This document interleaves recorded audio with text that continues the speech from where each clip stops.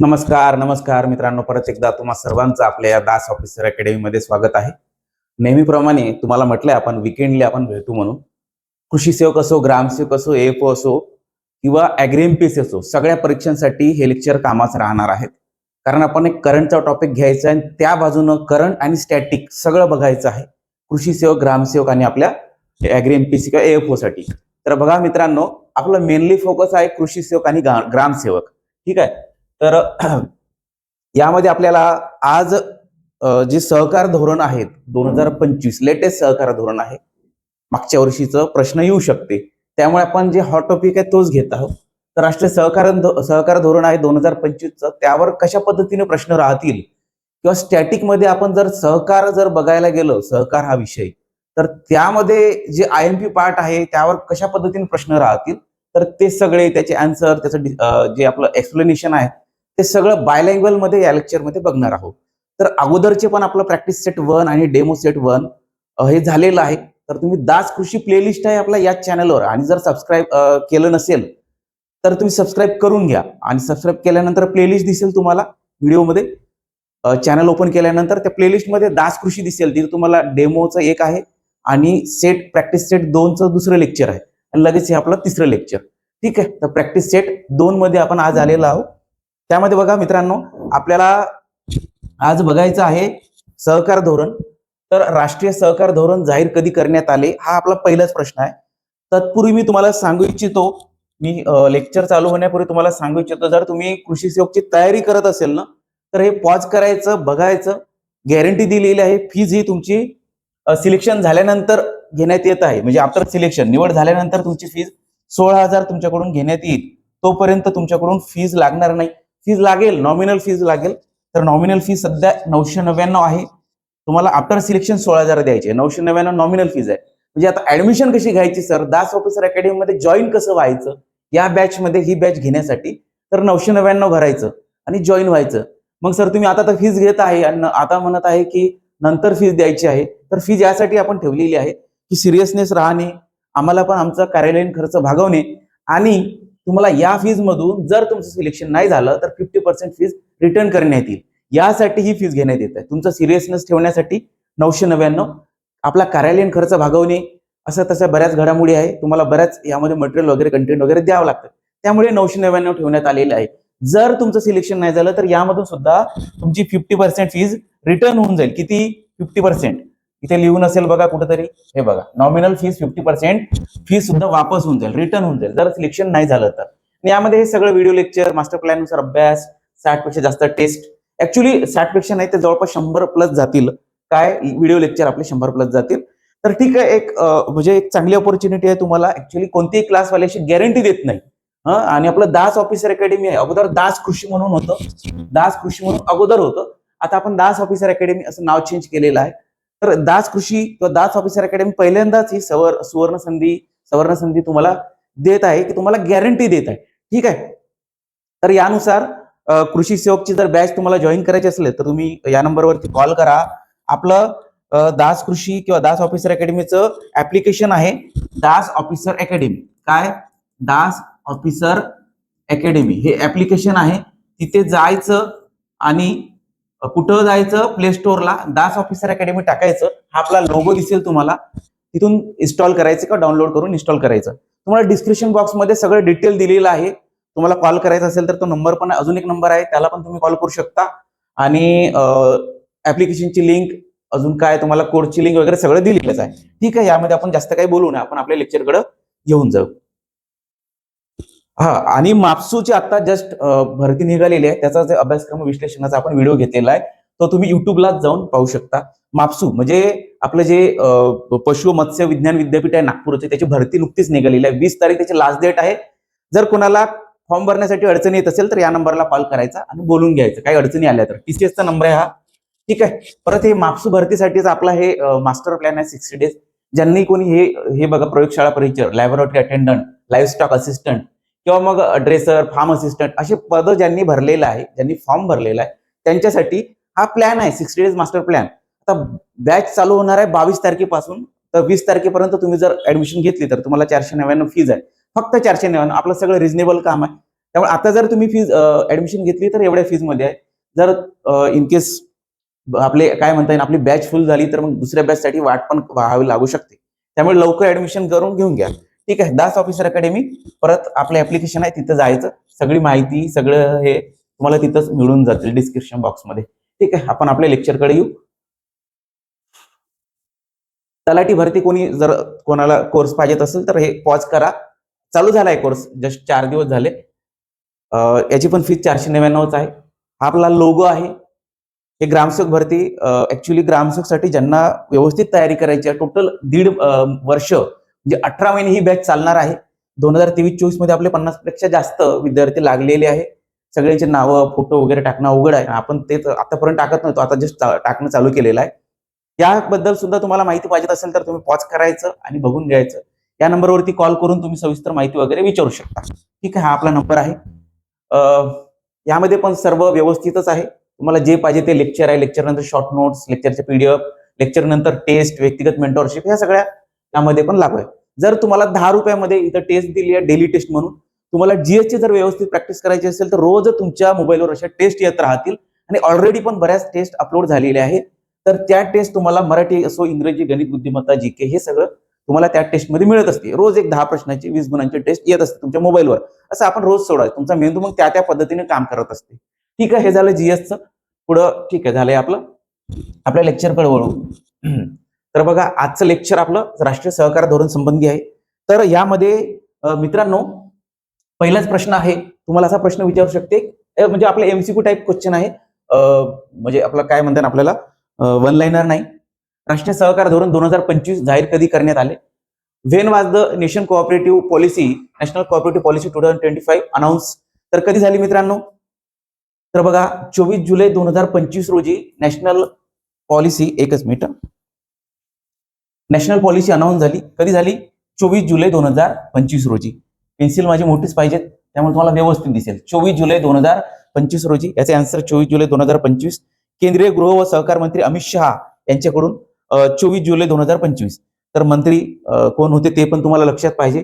परत तारीख लक्षात पाहिजे. पहिलं काय आहे, धोरण आहे, त्यामुळे तारीख लक्षात पाहिजे. लेटेस्ट आहे, त्यामुळे तारीखवर, फॅक्च्युअल डाटावर तुम्हाला भर द्यायचा. ठीक आहे. 24 जुलै 2025. तर सहकार क्षेत्राचा विस्तार वगैरे ते आता बाकी सगळ्या गोष्टी आहेतच, आपण ते पण पुढे बघणारच आहोत. ठीक आहे. पुढे बघा, पुढे आहे राष्ट्रीय सहकार धोरण 2025 तयार करण्यासाठी किती सदस्यांची समिती स्थापन करण्यात आली? How many member were in the committee form to draft the national cooperation policy 2025? असा हा आपला बायलँग्वेज पण प्रश्न आहे. तर बघा, जवळपास 48 सदस्यांची ही समिती होती. किती? 48 सदस्य होते यामध्ये. तर सुरेश प्रभू यांच्या अध्यक्षतेखाली ही समिती होती. सुरेश प्रभू यांच्या अध्यक्षतेखाली 48 सदस्याची समिती होती. ठीक आहे. अशा पद्धतीने तो डायरेक्ट पण प्रश्न येऊ शकतो. पुढे बघा, भारतातील पहिले सहकार धोरण कोणत्या वर्षी लागू झाले? पहिले भारतातील, त्यामुळे कीवर्ड कडे परत लक्ष द्या. कीवर्ड काय म्हणते? भारतातील, जगातील नाही, महाराष्ट्रातील नाही किंवा जिल्ह्यातील नाही. कीवर्ड काय? भारतातील. भारतातील पहिले सहकार धोरण. आता लेटेस्ट कोणतं? 2025चं, 24 जुलै 2025चं. मग पहिलं कोणतं होतं? तर पहिलं होतं 2002चं. ठीक आहे. 2002चं हे पहिलं धोरण आहे. पहिलं. ठीक आहे. भारत स्वातंत्र्य झाल्यापासूनचं पहिलं धोरण 2002चं. पुढे बघा, बाकी स्पष्टीकरणामध्ये सर्व आहेतच. आता नंतर राष्ट्रीय सहकार धोरण 2025चं. आता मग काय एक प्रमुख उद्दिष्ट काय आहे? तर बघा, सहकार धोरण तर आपण स्थापन केलंय किंवा सहकार धोरण जाहीर केलंय, तर मग त्याचं नेमकं उद्दिष्ट काय आहे? त्याचा ऑब्जेक्टिव्ह काय आहे? मेजर ऑब्जेक्टिव्ह काय आहे? तर मेजर ऑब्जेक्टिव्ह त्याचं काय आहे? तर तुम्हाला बघा, मेजर ऑब्जेक्टिव्ह फक्त शहरी सहकारी संस्था वाढवणे. हे बघा, सहकार क्षेत्राशी 50 कोटी लोकांना जोडणे. नंतर काय? सहकार संस्था बंद करणे. फक्त बँकिंग क्षेत्रात सुधारणा करणे. जेव्हा माहित आहे का तुम्हाला एलिमिनेशन टेक्निकनं बघा, आता आन्सर तुम्हाला दिसेलच, परंतु इथे एलिमिनेशन टेक्निक वापरायची. फक्त, सर्वच हे जे कीवर्ड आहेत ना, ते माहित आहे कधी आन्सर राहत नाही. ठीक आहे. एमपीसी मध्ये जनरली म्हणतोय, कधी आन्सर राहत नाही जनरली. त्यामुळे फक्त हा ऑप्शन, फक्त शहरी सहकारी संस्था वाढवणे. फक्त शहरी असेल का? हो, अजिबात नाही, ग्रामीण पण राहणार आहेत ना. त्यामुळे हे जे आपलं ऑप्शन आहे तो इरेडिकेट, आपल्याला काय म्हणता येईल, आपल्याला एलिमिनेट करायचं आहे, आपल्याला म्हणजे काढायचं आहे. नंतर बी, सहकार क्षेत्राशी 50 कोटी लोकांना जोडणे, हे याचं मेन आन्सर आहे. ठीक आहे, यामधून आपल्याला कळू शकते. परंतु बघा परत इथं फक्त आलेला आहे, फक्त बँकिंग क्षेत्र सुधारणा. फक्त बँकिंग क्षेत्रात असेल का हो? अजिबात नाही. हा कीवर्ड आहे फक्त, तर तो बादच होतो, एलिमिनेट होतो. नंतर सहकार संस्था बंद करणे, हे निगेटिव्ह वाक्य आहे. का सहकार संस्था बंद करायचं कशाला आहे त्यांना? म्हणजे बंद करून काय करायचं आहे? धोरण जाहीर करायचं आहे, मग संस्था बंद करायचं आहे, दुसरं काय करायचं आहे का? अजिबात नाही. त्यामुळे हे जे निगेटिव्ह वाक्य आहे, निगेटिव्ह सेंटेन्स आहे, ते पण बाद होऊन जातं, ते पण एलिमिनेट होऊन जातं. ठीक आहे, याचं मेन उत्तर काय राहते? याचं मेन उत्तर आहे 50 कोटी लोकांना जोडणे. ठीक आहे, पुढे बघा. पुढे आहे सहकार धोरण 2025 नुसार 2047 पर्यंत कोणते उद्दिष्ट ठेवण्यात आले? 2047 पर्यंत मग कोणती उद्दिष्ट होती? तर बघा, सहकार संस्था बंद करणे होतं का? अजिबात नाही. सहकार क्षेत्राचे आधुनिकीकरण करणे होतं का? सहकार चळवळीला अधिक बळ देणे किंवा मग सहकार क्षेत्र खाजगीकरण करणे असं होतं का 2025च्या धोरणामध्ये? तर हे लॉंग टर्मचं उद्दिष्ट आहे, लॉंग टर्मचं आहे. 2047 पर्यंत काय करायचं आहे? तर बघा, सहकार चळवळीला अधिक बळकटी द्यायची आहे. Strengthen cooperative movement. काय करायचं आहे? Strengthen cooperative movement. सहकार चळवळीला अधिक बळकटी द्यायचं आहे. हे या धोरणाचं लॉंग टर्म साठीचं उद्दिष्ट आहे 2047 पर्यंतचं. ठीक आहे, हे याचं आन्सर आहे. 2047 पर्यंत अशा पद्धतीनं चालेल. ठीक आहे, पुढे बघा. राष्ट्रीय सहकार धोरण 2025 नुसार प्रत्येक गावात कोणती संस्था स्थापन करण्यावर भर देण्यात आलेला आहे. Under the national cooperative policy 2025 which institution is plan to be establish in every village. तर कोणतं आहे? कृषी विद्यापीठ प्रत्येक जिल्ह्यामध्ये असो किंवा गावामध्ये, प्रत्येक गावामध्ये कृषी विद्यापीठ स्थापन करेल का? नाही, एकदम नॉनसेन्स आपण ऑप्शन ठेवलेले आहे. नंतर प्राथमिक कृषी पतसंस्था होऊ शकते. नंतर ग्रामीण बँक सी होऊ शकते. नंतर सहकारी कारखाना होऊ शकते. परंतु याचं जे म्हणजे विवेक बुद्धीनुसार जर तुम्ही बघितलं तरी सुद्धा तुम्हाला वाटेल प्राथमिक कृषी पतसंस्था. कारण बघा, ग्रामीण पातळीवर काय कोणत्या संस्था असते? प्राथमिकच. जर तुम्ही व्यवस्थित दिमाग लावला तर तुम्हाला प्राथमिक आढळेल. सहकारी कारखाना प्रत्येक गावात त्यांना काढायचा आहे का हो? आहे का पॉसिबल? नाही ना. ग्रामीण बँक प्रत्येक गावामध्ये काढायचं म्हटलं तर किती ग्रामीण बँक लागेल? आहे का पॉसिबल? मग गाव पातळीवर काय असते? Primary agriculture credit society. त्यामुळे प्रायमरी ऍग्रिकल्चर क्रेडिट सोसायटी स्थापन करायची आहे त्यांना. ठीक आहे, पुढे बघा. सहकार मंत्रालयाची स्थापना कोणत्या वर्षी करण्यात आली? सहकार मंत्रालय कोणत्या वर्षी स्थापना झाली? तर स्थापना झाली 2021 मध्ये. ठीक आहे, 2021 मध्ये सहकार मंत्रालय स्थापन करण्यात आले. पुढे बघा, भारतातील पहिला सहकार कायदा कोणत्या वर्षी लागू केला?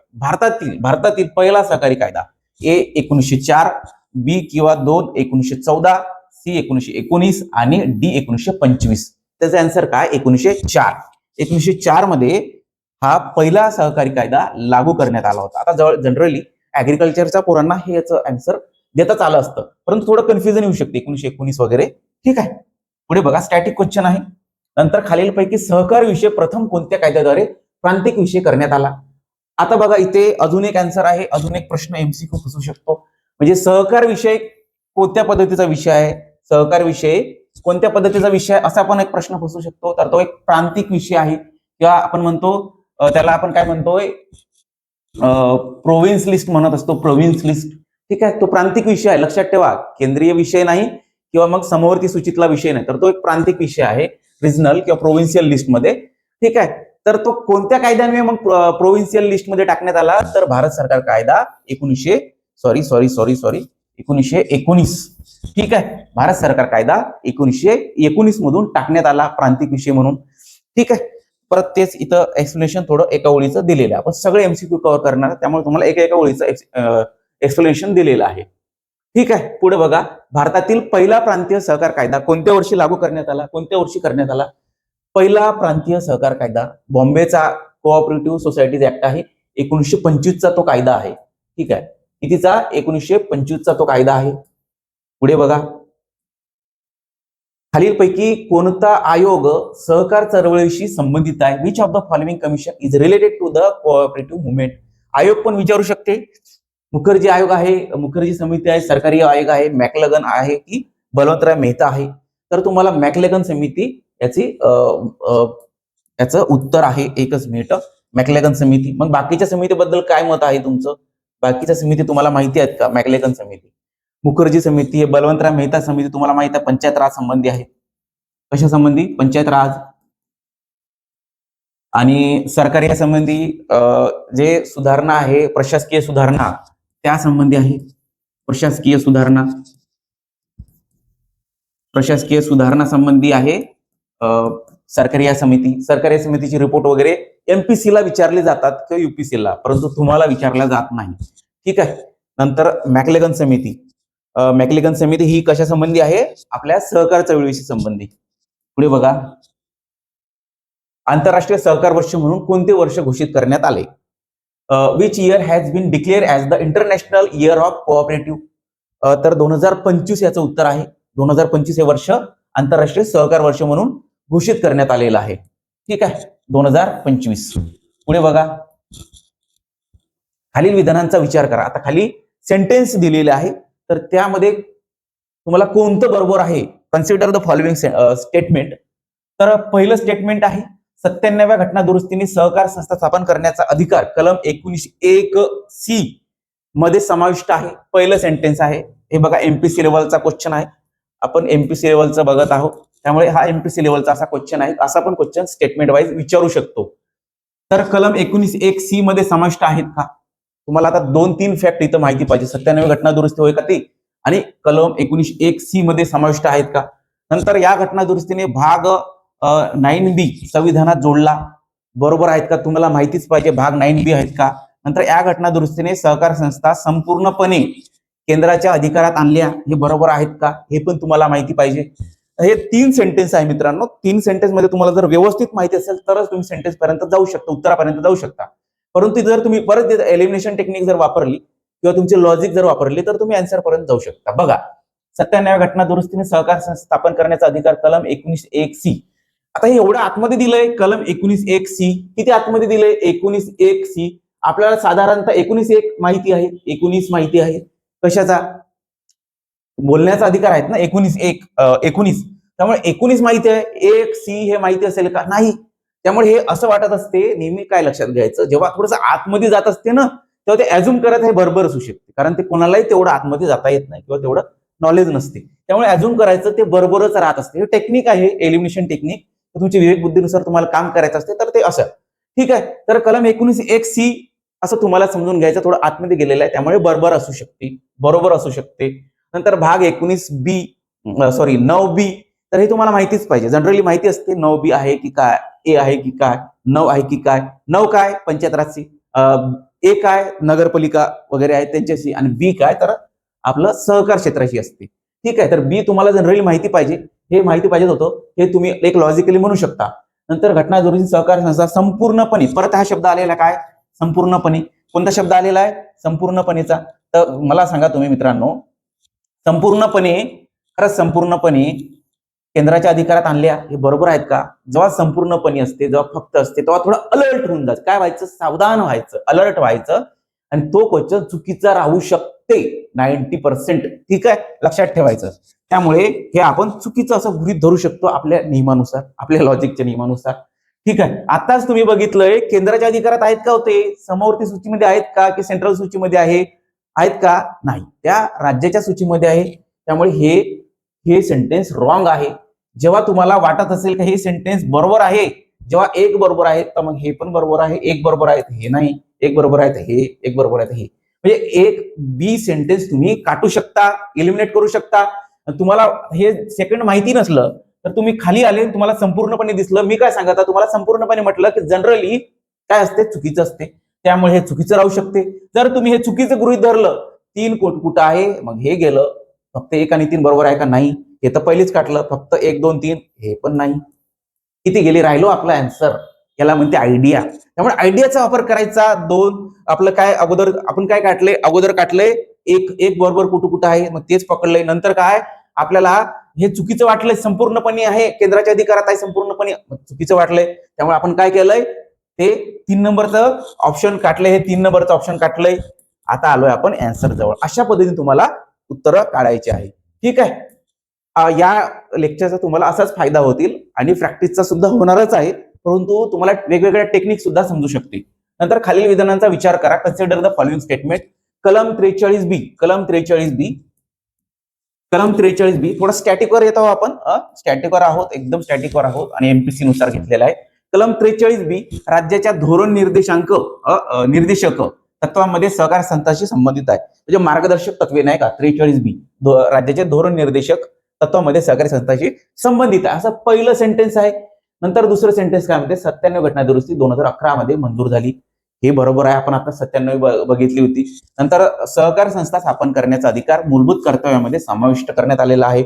जर तुम्हाला कलमांचं लेक्चर तुम्ही बघून घ्या, आपलं कलमाचं लेक्चर व्हिडिओमध्ये तुम्हाला मिळून जातील, त्या दिवशीच टाकलेलं आहे. ते तुम्हाला वाचायचंच आहे, पाठच करायचं आहे, लेक्चर बरोबर लक्षातच घ्यायचं आहे, कारण हमखास कुठे पण दिसणार आहे. परत आलंय मूलभूत कर्तव्य. मग मूलभूत कर्तव्याचे तुम्हाला कलमा माहिती पाहिजे. 51A काय आहे मूलभूत कर्तव्य, 51A मध्ये आहे.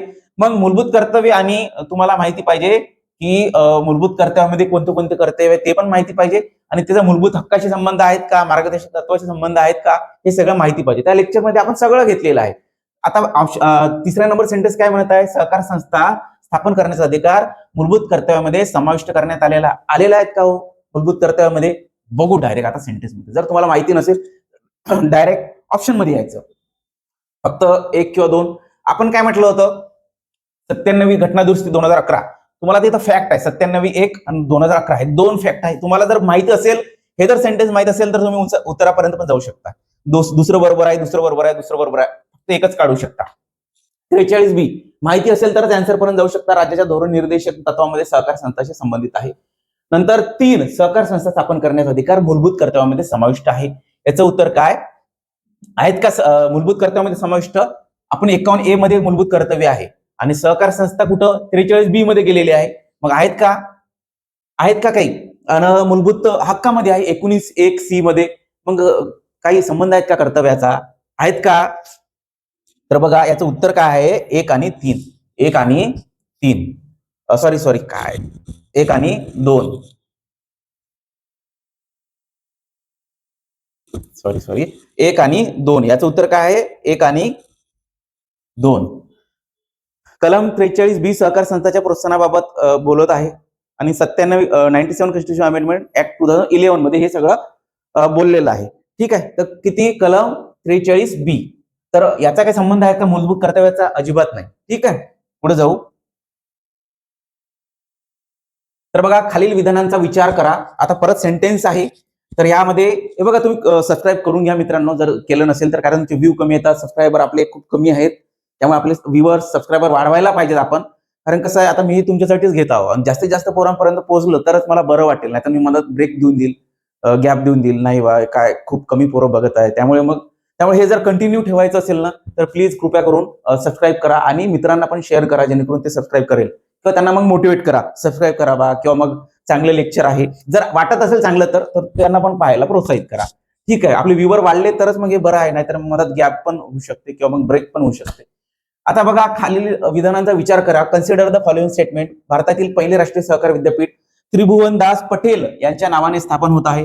हे पहिलं सेंटेन्स आहे, यामध्ये तुम्हाला माहिती पाहिजेत अगोदर होतच आहे का, तेच नाव आहेत का. ठीक आहे, नंतर काय, हे विद्यापीठ आनंद गुजरात येथे स्थापन करण्यात येणार आहे, हे पण तुम्हाला माहिती पाहिजेत. या विद्यापीठाचा मुख्य उद्देश सहकार क्षेत्रासाठी विशेष शिक्षण व प्रशिक्षण.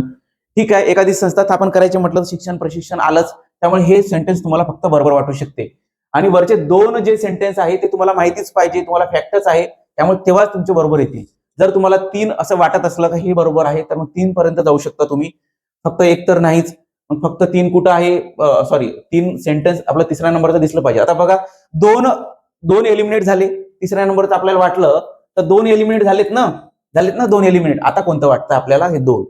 या 2 मधून आन्सर आहे आपलं, या 2 मधून आपल्याला आन्सर काढायचं आहे. मग आता तुमच्या नशिबानं जर एखादं त्यामधून बरोबर आलं तर तो येऊन जाते. तर इथं पण नशीब कसं लावायचं, बऱ्याचदा 3ही सेंटेन्स बरोबर असते. 3ही म्हणजे जेवढे सेंटेन्स आहेत ना, जर असं झालं 1 2 3 की फक्त एक, जेव्हा फक्त येतात ना थोडं अलर्ट होऊन जायचं, ते कमी चान्सेस असते. त्यामुळे 3ही सेंटेन्स बरोबर आहे चान्सेस जास्त असते. हे एमपीएससीचं सांगतो आम्ही. एमपीएससी मध्ये, टीसीएस मध्ये असं फॉलोच होईल असं नाही, किंवा आयबीपीएस मध्ये असं फॉलोच होईल असं नाही. जनरली हे एमपीएससी बाबत. ठीक आहे. तर हे याचं उत्तर काय आहे बघा, 1 2 3. याचं उत्तर काय 1 2 3. भारतातील पहिले राष्ट्रीय सहकारी विद्यापीठ त्रिभुवनदास पटेल यांच्या नावाने चालू होणार आहे. नंतर ते आनंद गुजरात येथे आहे. नंतर याचा मुख्य उद्देश काय, विशेष शिक्षण व प्रशिक्षण देणे. ठीक आहे. परत खाली याचं आन्सर आपण एक्सप्लेनेशन पण दिलेलं आहे. आता नंतर बघा, खालील विधानांचा विचार करा. Consider the following statement. त्यामध्ये पहिलं बघा, 97 घटना दुरुस्ती सहकार संस्थांच्या लोकशाही व स्वायत्त व्यवस्थापनाला प्रोत्साहन देते. नंतर या घटना दुरुस्तीने सहकार संस्थांसाठी नियमित निवडणूक अनिवार्य केलेल्या आहे का तुम्हाला माहिती पाहिजे. इथे तुम्हाला फॅक्ट माहितीच पाहिजे. या घटना दुरुस्तीने सहकार संस्था न्यायपालिकेच्या नियंत्रणाखाली आणल्या. कशाच्या? न्यायपालिकेच्या. तर बघा आता 1 2 3 यामध्ये याचं परत तुम्हाला जर तुमच्या विवेक बुद्धीनुसार जायचं असलं तर तुम्ही कसं जायला पाहिजे, परत बघा. अनिवार्य केलेलं आहे तर तुम्हाला माहितीच पाहिजे अनिवार्य केलेले आहेत का. जर माहिती नसेल तर तुम्ही या उत्तरापर्यंत जाऊ शकत नाही. ठीक आहे. नंतर 97 घटना दुरुस्ती आतापर्यंत आपण बघतच आलेलो, त्यामुळे हे सेंटेन्स आपल्याला बरोबर वाटू शकते. लोकशाही तर आपलं काय आपण म्हणतच असतो लोकशाही, त्यामुळे हे सेंटेन्स तुम्हाला बरोबर राहू शकते. परत स्वायत्त व्यवस्थापन, आपण नेहमी ऑटोनॉमी देत असतो, त्यामुळे स्वायत्त व्यवस्थापनला प्रोत्साहन असते. त्यामुळे पहिलं विधान तुम्हाला सेंटेन्स बरोबर वाटू शकते. ठीक आहे. आता पहिलं जर बरोबर वाटलं तर हे पण नाही, 2 3 नाही, 1 2 3 1 2 हे ठीक आहे. आता आपल्याला फक्त एकच काढता आलं तरी सुद्धा तुम्ही जेव्हा अंदाजे मारायचं असते ना तेव्हा मग अशा पद्धतीने जायचं. ठीक आहे. नंतर या घटना दुरुस्तीने सहकार संस्थांसाठी नियमित निवडणुका अनिवार्य केलेल्या. नियमित निवडणुका वाटते ना कोणाला, नियमित निवडणुका झाल्या पाहिजेत की इरेग्युलर झाले पाहिजेत? नाही, हे पॉझिटिव्ह सेंटेन्स आहेत ना, नियमित आहेत. हे थोडंसं 50-50% तुम्हाला बरोबर वाटू शकते. 50% पेक्षा जास्त याचे पर्सेंटेज आहे बरोबर वाटण्याचे. हे तुम्हाला जवळपास तुम्हाला माहिती असेल तर ठीक आहे. पण 97 घटना दुरुस्ती आतापर्यंत करत आलेलो आपण, जर तुम्हाला माहिती असली तर ठीक आहे. असेल तरी तुम्ही लोकशाही स्वायत्त व्यवस्थापन हे तर तुम्हाला माहितीच आहे. त्यामुळे तुम्ही 60-70% पर्यंत बरोबर असण्याचे चान्सेस पर्यंत जाऊ शकता. नंतर हे सहकार संस्था न्यायपालिकेच्या नियंत्रणाखाली आणल्या. थोडंसं एकदम काय म्हणतात ना, आपल्याला कन्फ्युज करणारं वाक्य आहे. पण तुम्हाला 1 2 माहिती आहे, 1 2 तर 1 2 असं वाटलं तर मग 1 2 कडे तुम्ही जाऊ शकता किंवा 1 2 3 कडे जाऊ शकता. जेव्हा आपण मागच्या क्वेश्चन मध्ये म्हटलेलं तुम्हाला 1 2 3 तिन्ही घेऊन जायचं नेहमी, पण इथं बघा आता इथं तिन्ही घेऊन जाता येत नाही. इथे याचं आन्सर आहे 1 and 2. तर जर तुम्हाला माहिती असलं असतं तर तुम्ही 1 and 2 दिलं असतं, नसतं 1 2 3 असं केलं असतं आपल्या लॉजिकनुसार. तर हे जास्तीत जास्त प्रमाणात 1 2 3 असं बरोबर येत असते. परंतु आता मी तुम्हाला हे दुसरा क्वेश्चन असा एक टाकलाय की तुम्ही समजून घ्या. जर हे बऱ्याचदा चुकू पण शकते, परंतु एक जवळपास 70-80% हे बरोबर असण्याचे चान्सेस जास्त आहेत. काय 70-80% वरीलपैकी तिन्ही 1 2 3 हे बरोबर असण्याचे चान्सेस जास्त आहे, बरोबर असण्याचे चान्सेस. ठीक आहे. परंतु इथे नाही, असं पण होऊ शकते. त्यामुळे मी तुम्हाला हा प्रश्न घेऊन आलेला आहे. याचं उत्तर काय 1 and 2. ठीक आहे. याचं उत्तर 1 and 2 हे याचं आन्सर राहतील. पुढे बघा, खालील विधानांचा विचार करा. विधान पहिला आहे, 97 घटना दुरुस्तीमुळे संविधानात पार्ट 9B समाविष्ट झाला. आताच आपण बघितलं, त्यामुळे आतासाठी सध्यासाठी तुम्हाला येऊ शकते, परंतु परीक्षेमध्ये काय थोडा गोंधळ होऊ शकते. परंतु परीक्षेमध्ये 97 आपल्याला कायम लक्षात ठेवायचं, आतापर्यंत बघत आलेलो आपण. त्यामुळे 97 घटना दुरुस्ती 2011ची अजिबात विसरायचं नाही. संविधानात पार्ट 9B समाविष्ट झाला. आताच बघितलं होतं पार्ट 9 काय होतं, पंचायत राज होतात ना, पंचायत राज आहेत ना, तर ते ग्रामीण आहे, ग्रामीण लेवलचं पंचायत राज आहे. ठीक आहे. नंतर 9A आहे तर ते नगरपालिका लेवलचं आहे. ठीक आहे. नंतर आहे 9B काय आहे तर सहकार क्षेत्राशी संबंधी आहेत. ठीक आहे. तर अशा पद्धतीने त्या कलमा आहे, तुम्हाला पाठच पाहिजे. तर आपण लेक्चरमध्ये घेतलेले आहेत, नंतर तुम्ही बघून घ्या. ते लेक्चर पण बघून घेणं गरजेचंच आहे. आता सर्व सहकारी संस्था पार्ट 9B तरतुदीने पूर्णपणे बांधील आहेत. हो, तर ते पूर्णपणे बांधील आहेत पार्ट 9B. सर्वोच्च न्यायालयाने 2021 मध्ये काही बाबतीत दुरुस्तीवर मर्यादा घातलेल्या आहे. 2021 मध्ये सर्वोच्च न्यायालय. आता हे सेंटेन्स तुम्हाला माहिती पाहिजे तर तुम्ही जाऊ शकता. आता हे पहिलं सेंटेन्स तुमच्या फॅक्च्युअल डाटाने तुम्हाला माहिती राहू शकते, परंतु ते तिसरं थोडंसं एकदम कठीण आहे. ठीक आहे. त्याचं उत्तर काय आहे, 1 आणि 3 ए आहे. 1 आणि 3 म्हणजे पहिलं बरोबर आहे तुम्हाला माहिती असलं तर, आणि तिसरं पण बरोबर आहे. 2021 काय काही बाबतीत या दुरुस्तीवर मर्यादा घातलेल्या आहे. तर नंतर काय, पार्ट 9B संविधानात जोडला गेला. सुप्रीम कोर्ट 2021 ने राज्य सहकार संस्थांबाबत काही तरतुदी अमान्य केल्या, कारण राज्याच्या मंजुरीशिवाय दुरुस्ती करण्यात आली होती. त्यामुळे सर्व सहकार संस्था पूर्णपणे त्याला बांधील नाहीत. पूर्णपणे, सॉरी इथं चुकलं थोडं आपलं, पूर्णपणे बांधील आहेत असं म्हटलेलं आहे, तर पूर्णपणे सर्व संस्था बांधील नाही. कारण प्रॉब्लेम काय, तेव्हाचा लेटेस्ट निर्णय होता, सर्वोच्च न्यायालयाने काय म्हटलं, त्यामुळे सहकार संस्था पूर्णपणे बांधील नाही. का? कारण काही तरतुदी अमान्य केल्या होत्या, कारण राज्याच्या मंजुरीशिवाय मान्य झाल्या होत्या. ठीक आहे. त्यामुळे दोन याचं उत्तर राहणार नाही, दोन एक रिमूव्ह होऊन जातील, एलिमिनेट होऊन जाईल. ठीक आहे. अशा पद्धतीने तुम्हाला प्रॅक्टिस करावी लागेल. मला वाटतं झालंय आपलं. हा झालंय. आता बघा, आपण इथं थोडंसं कन्फ्युज झालं होतं. असं बऱ्याचदा परीक्षेमध्ये सुद्धा कन्फ्युज होत असते. त्यामुळे पूर्णपणे बांधील इथं जर आपण लॉजिकली जर बघितलं असतं तर जमलं असतं आपल्याला. ठीक आहे. तर ते त्यावेळेचं मंजुरीशिवाय ते त्या पद्धतीनुसार थोडासा हार्ड आहे. सर्वात हार्ड क्वेश्चन आपण शेवटच ठेवला होता. त्यामुळे हा जमणं अवघडच जात असते. त्यामुळे अशा पद्धतीने आपण परत परत लेक्चर घेण्यात येणार आहे आपले.